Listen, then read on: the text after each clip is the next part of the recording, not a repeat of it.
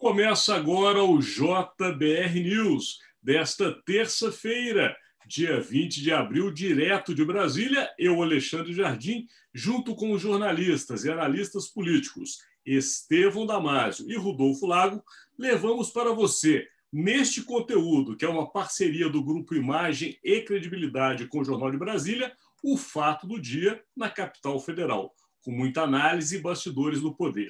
E nesta terça-feira, aqui em Brasília, o assunto mais quente, que está em todas as rodas e nos corredores do poder, é a CPI da Covid. Até porque agora realmente ficou definido, ontem até fizemos uma brincadeira que dificilmente após um feriado ela seria instalada e, de fato, está confirmada que a instalação será na próxima semana, no dia 27 de abril, uma terça-feira, porque é necessário que a instalação se faça presencialmente. Não dá para se fazer a abertura se não for presencial.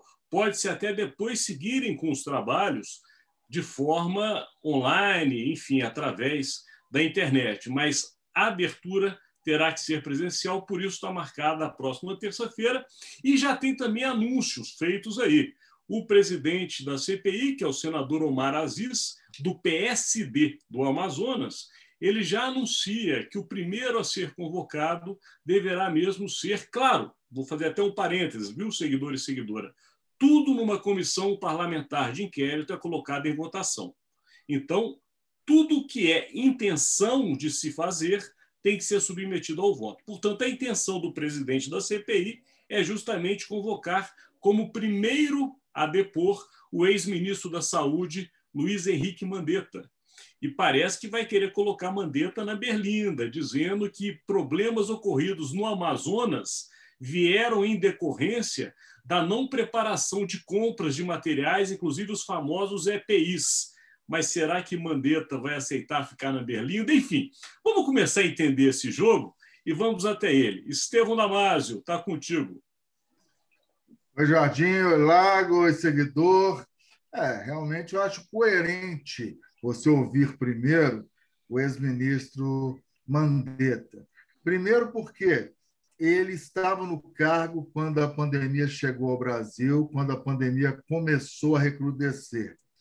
Estava, para muitos, fazendo um bom trabalho, pelo menos um trabalho educativo, no sentido de dar à sociedade diariamente pílulas de informações. Aquelas entrevistas, a sociedade já tinha se acostumado.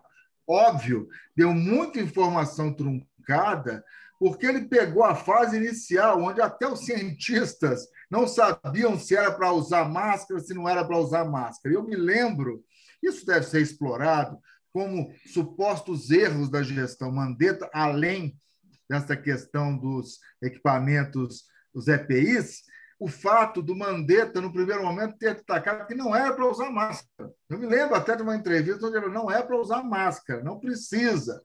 Mas, gente, não é culpa dele. Naquele momento havia muitas dúvidas, muito mais dúvidas do que certezas. Se hoje temos dúvidas, imagine quando a situação começou. E a presença do Mandetta abrindo os trabalhos, digamos assim, como o primeiro convocado, faz sentido também pela saída dele, truncada, né? Ali começou o desenho de pressões políticas, de ideologias dominando áreas técnicas. Ali ficou notória a pressão do presidente Jair Bolsonaro sobre o titular da pasta. Tanto que Mandetta saiu, Nelson Taik entrou, não resistiu à pressão, aí veio o general Pazuello. Então, só para contextualizar para você, seguidor, o quão importante é a presença, primeiro, do ex-ministro Nelson Mandetta. Obviamente, né, haverá uma questão política muito forte, porque Mandetta já se colocou como pré-candidato a 2022. E são erros, né, de políticos experientes. Tudo bem que ele tem que se posicionar, mas aí acaba delimitando ou delineando o que será o depoimento dele. Tudo que ele falar, está pensando no ano que vem, só pensa naquilo. E a turma da oposição vai cair em cima dele, né? A oposição que eu digo, os aliados do Bolsonaro, a oposição a ele, Mandetta, vão aproveitar esse espaço. As entrevistas concedidas hoje pelo senador Omar Aziz, acho que merecem alguns comentários. O grande desafio, na minha visão, de Omar Aziz e dos demais integrantes da CPI é derrubar algumas teses já bastante cristalizadas e algumas desconfianças em relação aos trabalhos da comissão. Primeiro, que ela será uma comissão política para perseguir ou se vingar de Bolsonaro. Isso não pode acontecer, mas tem gente que acha que vai acontecer. Então, o Omar Aziz tratou de dizer que CPI não vai se vingar de ninguém, é apenas para apurar os fatos. O óbvio, ululante, mas tem que ser dito, né? Porque o clima não está para peixe, tem muita desconfiança. Um outro trecho da entrevista que eu acho interessante, quando ele diz que ele não conhece na história das CPIs, e nesse ponto eu vou pedir a ajuda não dos universitários, mas do Rodolfo, que é um professor de história, mas o Aziz diz que ele não conhece nenhuma CPI onde o governo tenha conseguido conduzir como queria. Eu acho que ele tem razão, né? Pode ser que em algumas CPIs o governo possa ter tido uma vida mais confortável, conduzido melhor, mas CPI você sabe quando começa e não sabe como termina. Nenhum governo é capaz de controlar, né, o trâmite dos trabalhos, o que as pessoas vão falar. A CPI tende a crescer com o tempo.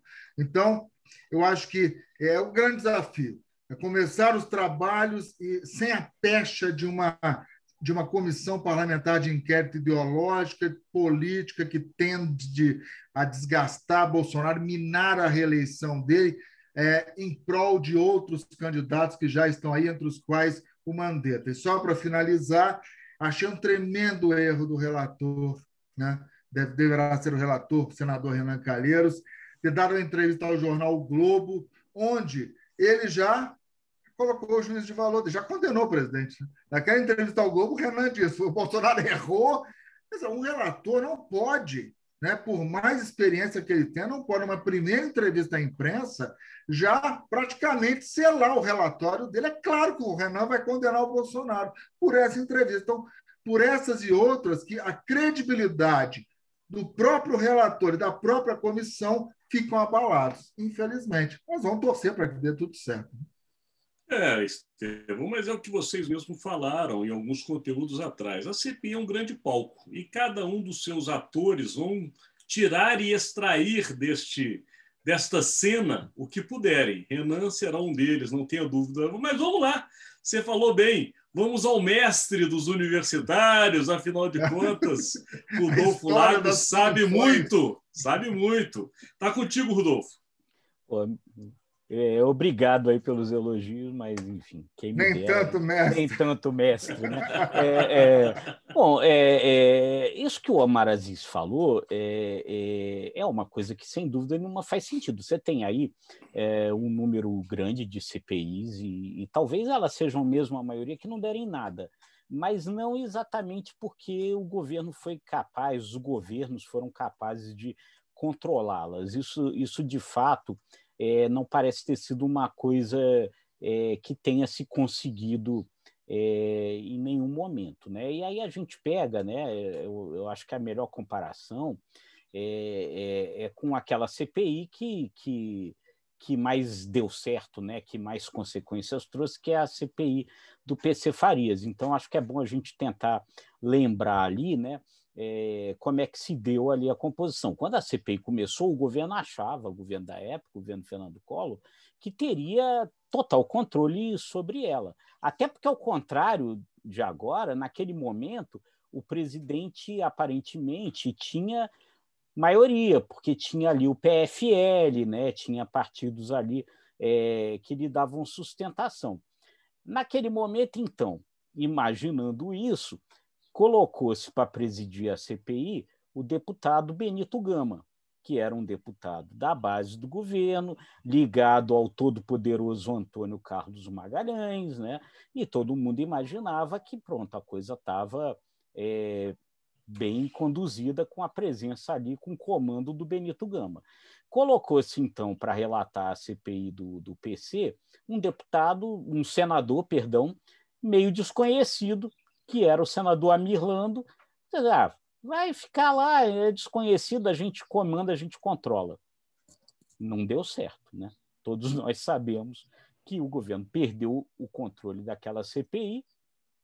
No final das contas, boa parte da base do governo Collor votou a favor do relatório, votou pela condenação, depois houve o impeachment e boa parte votou pelo impeachment. Quer dizer, é um caso claro de que esse controle é difícil de se exercer. Se a CPI encontra um filão, eu já falei isso aqui, se encontra um filão de investigação, vai seguir por esse filão e fica muito difícil de controlar. E aí, o Omar Aziz, nessas entrevistas aí que ele deu, ele fala uma coisa que me parece bastante pertinente e que mostra ali um caminho a se conduzir, independentemente da questão política. Ele fala o seguinte, que o Brasil tem uma população de cerca de um pouco mais de 2% da população mundial e corresponde a 26% dos casos de morte por Covid. Ou seja, alguma coisa está errada, alguma coisa realmente deu errada e alguma coisa precisa ser investigada, né? Então, eu acho que isso daí dá bem o rumo de por onde as coisas se vão, e aí vamos encontrar de onde saíram essas responsabilidades para que haja essa profunda discrepância entre a população brasileira e o impacto do país na pandemia como um todo, né? Algum problema houve. Vocês deram um bom cenário. Lembrando ao nosso seguidor e a nossa seguidora que a nossa experiência nas coberturas de CPIs, elas são feitas basicamente por 3 pilares, né? O pilar da relatoria da presidência, que tem, de fato, muito poder e que define algumas direções, né? O pilar do plenário, porque, obviamente, como lembramos no início, tudo tem que ser aprovado. Então, nem sempre tudo que o relator e o presidente querem acontece. E, por último, como a imprensa ou a mídia, de modo geral, faz a cobertura dessa CPI. Os parlamentares, eles se colocam muito no caminho do que está saindo nas manchetes. Então, este caminhar da imprensa também vai determinar o trabalho da comissão. Então, o jogo é nesses 3 pilares. É começar para ver como é que a coisa vai ficar. Temos um feriado amanhã, então agora realmente é na semana que vem que o jogo começa. E chegamos também naquele momento, aposta de amanhã, lembrando a vocês que justamente temos o feriado do 21 de abril. Para quem mora em Brasília, como o nosso caso, é o dia também do aniversário da cidade, da capital federal, e o dia de Tiradentes, comemorado em todo o país. Então vamos lá, Estevão Damasio. Qual a sua aposta para esse feriado ou, de repente, para o pós-feriado? Eu aposto que o ministro da Economia, Paulo Guedes, agora vai se dedicar quase que exclusivamente à tarefa de tentar recuperar o prestígio e, principalmente, a credibilidade no que diz respeito à defesa do teto de gastos, né? Que já foi furado e esse acordo aí pode ter sido bem digerido pela classe política, mas o mercado ainda está muito desconfiado. Perfeito. Aposta agora, então, de Rodolfo Lago. Olha, muito provavelmente com esse acordo que foi feito, né, o orçamento vai ser sancionado, né, dia 22, dentro do prazo, imagino. Agora, tem uma outra questão aí que ainda não está bem resolvida e eu acho que é bom a gente prestar atenção, que é o papel que vai ser destinado ao Brasil na cúpula do clima, que começa também na quinta-feira, e eu acho que nós vamos estar numa berlinda internacional. Perfeito. E eu aposto que você terá amanhã também o JBR News, porque apesar de ser feriado, seguidor e seguidora, nós estaremos aqui trabalhando para você, levando a informação que a capital federal poderá gerar. Lembrando que é um feriado em Brasília, porém, temos assuntos sempre a dizer e esteja conosco. Afinal de contas, esse conteúdo, como outros, estão sempre disponíveis para você no site do nosso parceiro, que é o jornaldebrasilia.com.br, também do Imagem e Credibilidade.com, nas redes sociais e no Spotify. Portanto, até amanhã. Tchau, gente.